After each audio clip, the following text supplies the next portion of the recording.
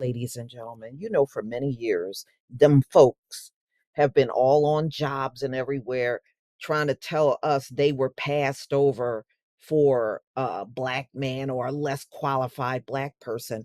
Well, first of all black people are not underqualified for jobs. They do a hell of a job. I've seen many black men and women get up and work their behinds off.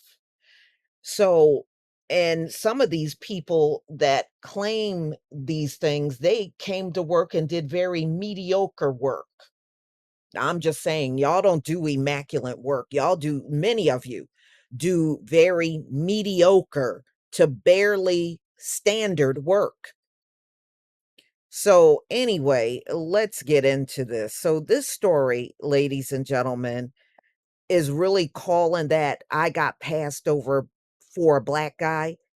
They're saying these many of these stories are fraudulent, and I already knew that. That's why I never paid it any mind when they were sitting there vomiting this crap up to me. I just would sit there and look at I knew the when you hear something from them folks over and over and over and over, chances are you're listening to a lie. You're listening to something that is absolutely false. Passed over for a black man. The Labor Department disagrees. Yeah, see, get rid of affirmative action, and now people will. The truth is really going to come out now. It's really going to come out.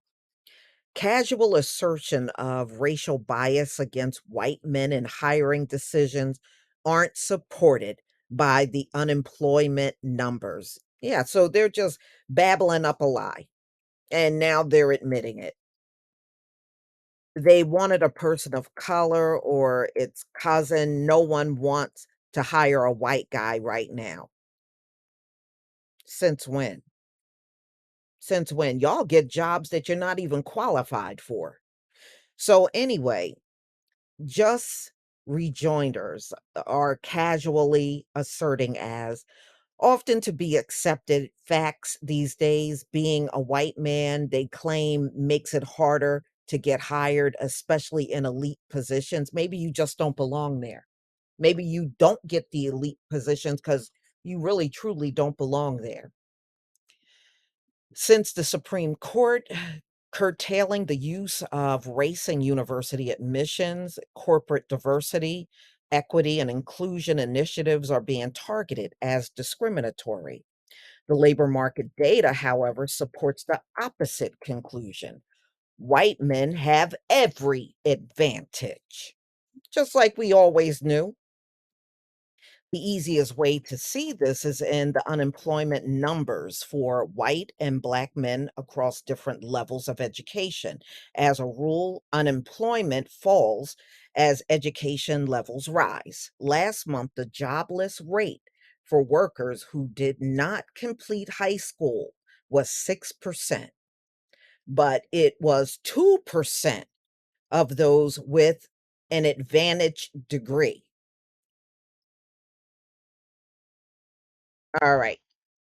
So dig deeper though, and you'll find that black men don't accrue the same advantage from education as their white peers. Instead, a step behind rule applies. Black men have the unemployment rate of white men a tier beneath them educationally, as in the labor market treats black men with a college degree the same as a white man without one.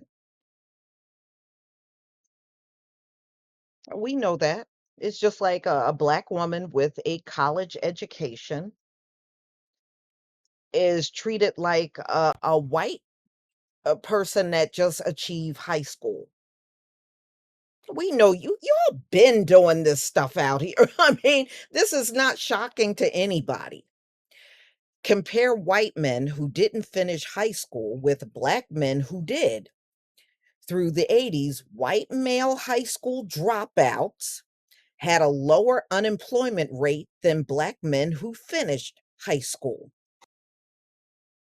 Well, all you got to do is look at the face that's doing the hiring. That's all. Just look at the face of the person that's doing the hiring, and you will understand why it's like this out here. All right. So, since the 1990s, the two groups have had similar unemployment rates. The gaps persist for men with more education as well. Black men with an advanced degree, such as law, medicine, business, historically had higher unemployment rates than white men with just a bachelor's degree to their name.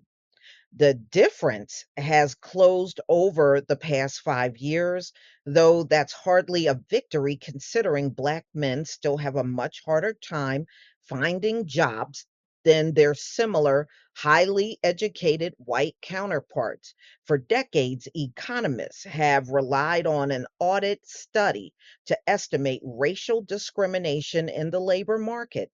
Identical resumes are sent in response to a job application, with some small feature varied. The callback response differential is attributed to a small feature. Such studies are highly regarded in their methodology, rigor, and are considered as close to controlled experiments as economists can get. We knew y'all were lying. "Oh, I didn't get the job. A black guy got the job over me." We knew y'all were lying. So anyway, they are highly consistent.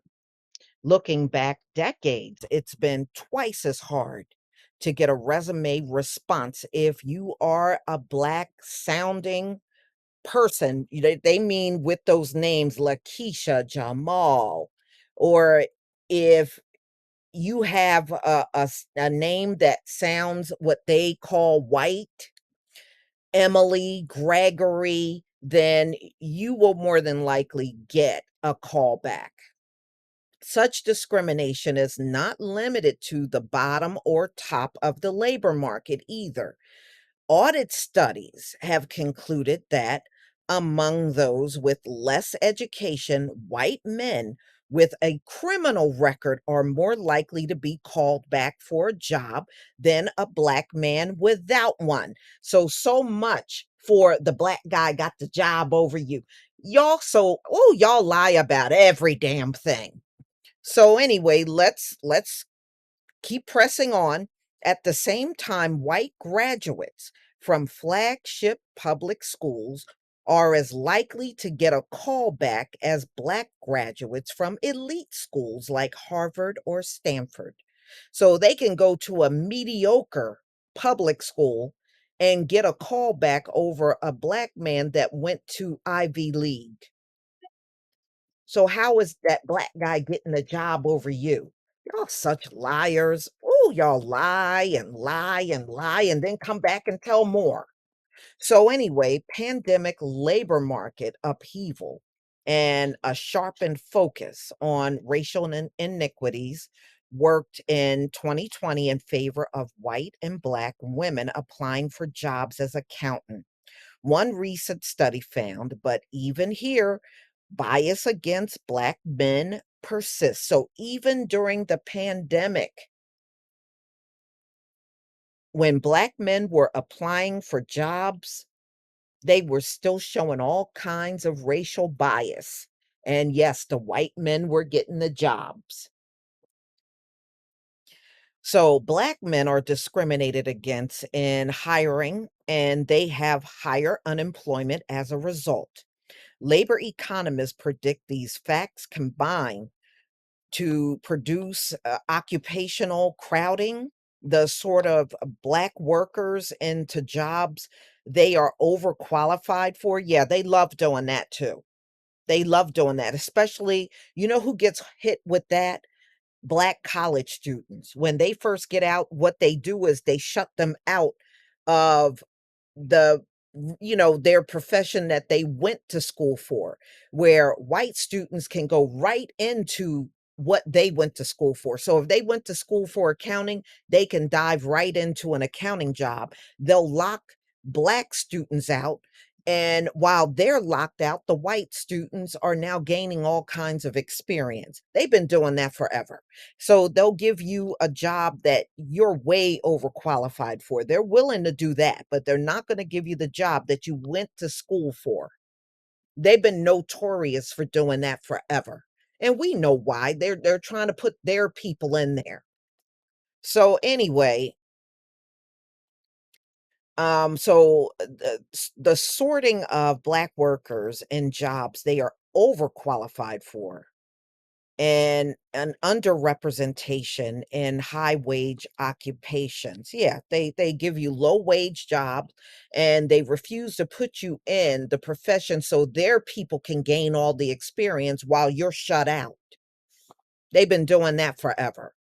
So even in 2021, after widespread corporate commitments to diversity in wake of George Floyd's murder, white men on average made up 58% of senior officers and managers across major industry. White women made 25%, while black men and women each had 2% representation.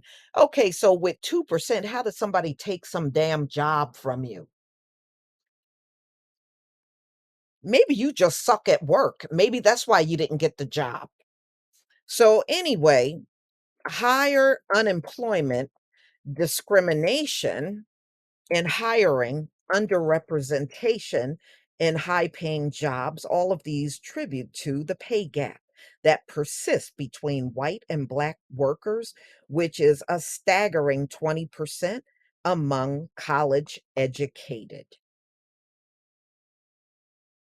The difference between white and black men offers some of the stark comparisons, but similar dynamics play out for other workers of color to some degree with similar results. The labor market does not treat all workers equally. Yes, we been knew that. Where does that leave white men who feel or even told that they have been passed over in hiring? No, maybe you got passed over because you didn't come across that great in the interview. I used to be a manager. I interviewed a lot of white people. Some were good at the interview and some were not.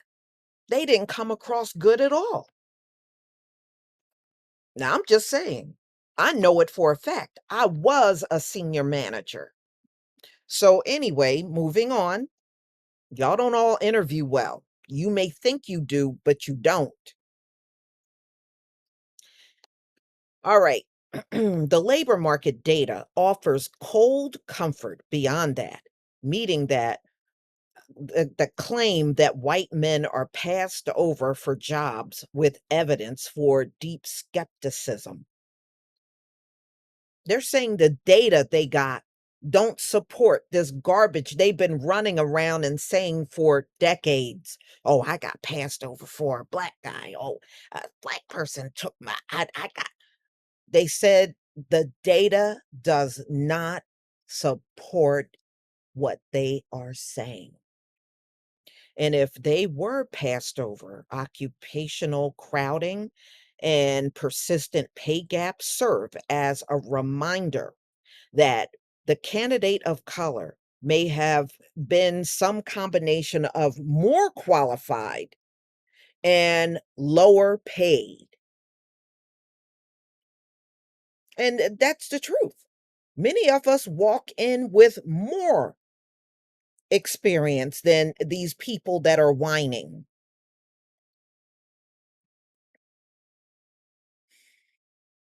Even taken on rate on face I'm sorry, even taken on face value, though a Passover white man may not significantly be racial bias as one might assume, the context for picking a person of color to elevate someone from an underrepresented group is just that, a marker of underrepresentation. Passing over a qualified white male candidate for diversity's sake necessitates the white male where they are overrepresented in the workplace in the first place. And that's true. I've worked in companies and there were over 1,000 workers, and the black people you could count on one hand. If anything, white males and females are overrepresented on jobs out here. You're not underrepresented anywhere, you're overrepresented. I do agree with that. Okay, so even taken on face value, though a Passover white man, I did read that part. They are generally overrepresented in the workforce. Passing over a qualified white male candidate, you know, maybe that Passover is because you just didn't cut it during the interview. You just didn't cut it. All right. So, in another data point on how deeply the labor market disadvantages workers of color, that's what it says, y'all. Y'all know what they write. Even as it leaves some white males holding the short straw. The problem with passing over a qualified white man is that it's a last ditch effort, a grasp for a quick fix for a truly incredible and pervasive problem. And it illustrates why this problem, which is a distortion in our labor market, it hurts all of us at the end. So yeah, so y'all running around telling this fairy tale that you're passed over for black man is a farce. They're pretty much calling you a liar in this article. They said the data don't match what you're saying. And it's not enough of us out in the workforce to be taking your jobs like that. So, anyway, y'all, please tell me what you think about this story. I'm glad these kind of stories are coming out because we knew these folks were lying. They always trying to make it seem like they're getting a raw deal, and there's no raw deal given to them at all, especially when the article says, if anything, white males are overrepresented out here in the workforce. So there you go. Please leave your comment and subscribe. Don't forget to hit on the notification bell, and I'll see you on the next video. Peace, family.